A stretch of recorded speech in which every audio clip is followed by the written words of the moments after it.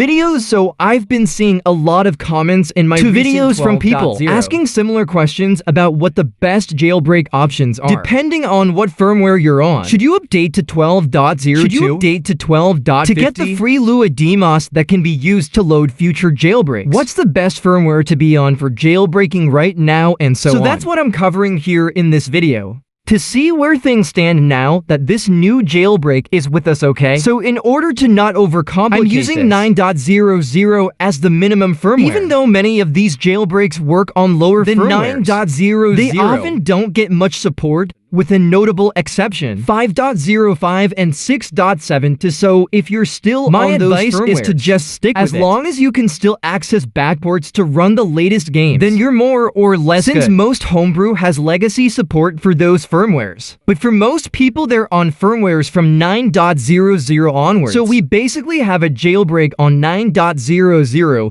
which is which allows you to jailbreak using the USB from drive. 9.00 to 11.0. We also have a jailbreak last year called the PP-Poon exploit, which can be triggered using another device that sends a network data to the console to jailbreak it. So that can also be used on firmwares from 9.0 all the way up to 11.0, and all firmwares in between can be jailbroken using that method. The new jailbreak that we just got recently actually works from firmwares all the way back to like 0 up to 12.02, which means you can jailbreak any firmware using this new Labs exploit using the new 12.0 to jailbreak essentially on all of those previous firmwares, including 9.00. So if you're on any older firmware, you can pretty much use this jailbreak. You don't have to update to the 12.0 to use this new jailbreak. With the Lua game that can run the jailbreak for you, you don't need to, you can stay on your current firmware. And that's generally advised because, of course, if you're on an older firmware like 11.0, then you have access to the PP and exploit and the new 12.0 to jailbreak that you can run. So you have more than one option to jailbreak your console. If you're on, for instance, 9.00, then you have the old USB jailbreak that you can use.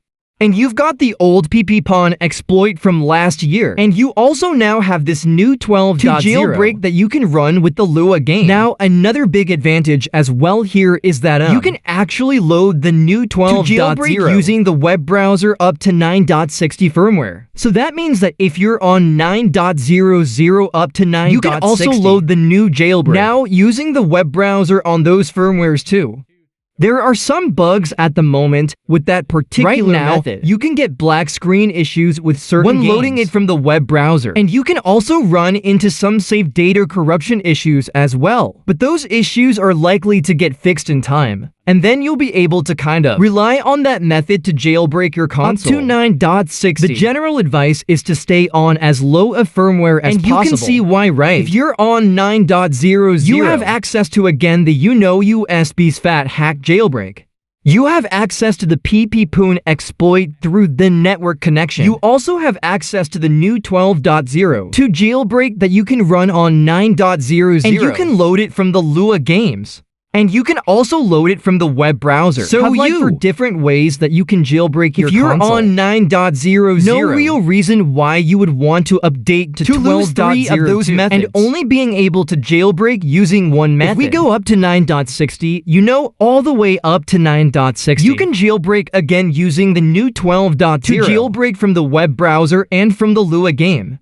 If you wanted to, so that's two options there. And then also, you still have access to the Poon exploit from last year through the network connection that you can also use. So that's three different ways essentially that you can jailbreak your console up to 9.60. Once you go past to 9.60 to firmwares up to 11.0, then you can no longer run the new 12.0 to jailbreak from the web browser because it was patched after 9.60. But you can still load it from, of course, the Lua games, the Japanese games that can be used to load it. You can still load the jailbreak that way. And of course, you can also load the Poon exploit from last year from the network connection. That is another option as well. So you have kind of two ways that you can jailbreak up to 11.0. And again, this is up to this firmware. So that includes previous firmwares as well. Not just 11.0, but up to 11.0. And then after that point, you then get to firmwares above 11.0. Like 11.0 to all the way up to 12.0. So that encompasses 11.50. 11.52 as well 11.0. Those firmwares above 11.0 can no longer access the PP porn exploit. So you only then have one option to jailbreak your console, which right now is to currently use the new 12.0 to jailbreak, but with the lapse exploit and use the Lua games, the Japanese games to load them, and that is pretty much the only way to jailbreak until maybe a future WebKit exploit comes out. That works up to these higher firmwares that we can then use to load it from the web browser. But that's not available at the time of recording this video. It's not available yet. We have to use the Japanese games to load them right now.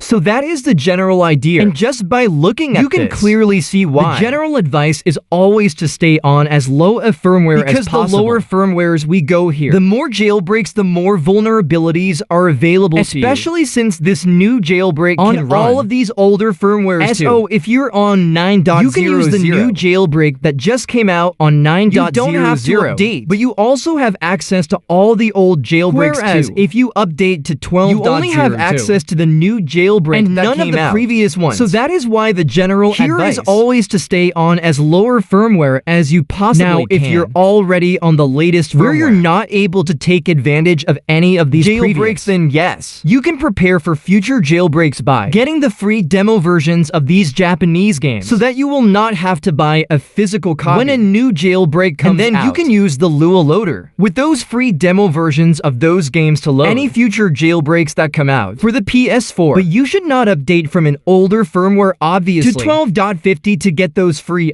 demo games because you're already on a jailbreakable firmware. If you're on a firmware lower than 12.50, because any firmware lower than 12.50 is already jailbreakable, you just don't have a way to load it right now if you don't have one of those Japanese games. But what you can do is just either wait for a web browser version of the exploit to come out in the future, which will likely end up happening eventually, or you can simply wait for some of these Japanese games to go back or for more games to be added, to be supported, so that you can load other games to trigger the jailbreak. And maybe some game in the future will come out that's available in other markets, not just Japan, so that you'll be able to access it more easily. That's much more likely than a new jailbreak coming out right around the corner, but obviously, we can't tell for sure until something like that actually happens. So generally, it's just better to wait on as low a firmware as possible so that you can take advantage of more vulnerabilities, and you're more likely able to jailbreak your console. So staying on the lowest firmware possible, that is the best policy, and that has been the advice since forever.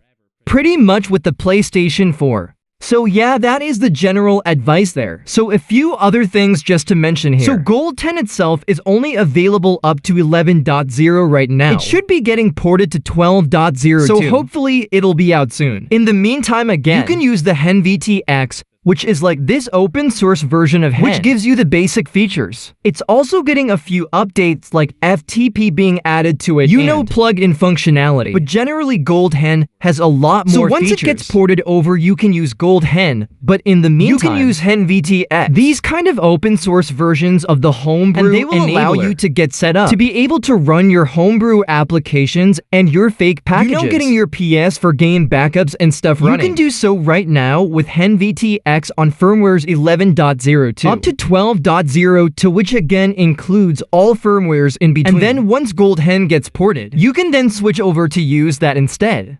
So yeah, that is the general advice there. So hopefully that makes it pretty clear. The general idea is stay on as low a firmware as possible. If you have previous jailbreaks, you can stick with those jailbreaks. You can use the new 12.0 to jailbreak without updating to just use it on your current firmware that you're already on. You don't need to update to use it, especially if you're on a firmware up to 9.60. You can also load it through the web browser version, which I have covered on the channel in several news updates that you can check out. So yeah, basically there are ways that you can load it on the current jailbreaks, and you can load it on the new firmwares that did not have support before. And that's what my 12.02 guides are mainly meant for, is the people who did not have access to the previous jailbreaks and are on firmwares 11.0 to up to 12.0. You can check out those videos to jailbreak your PS for using this new jailbreak that just came out. So yeah, that is the general idea right there, guys. Stay on as low a firmware as possible. Enjoy your existing jailbreaks. Use the new jailbreak on your existing firmwares. Wait for Goldhen to come out if you're waiting up to 1-to-DOT02. As for running newer games, obviously fake package games get backported to older firmwares. So you can always usually run the latest games on the older firmwares. So that's no longer really a reason to update to 12.0 to run newer games, because you can run those newer games anyway on the older firmwares through backports. So anyway, that's gonna pretty much do it for me. So hope you guys enjoyed this one or found the information useful. Please leave a like and subscribe, and once again,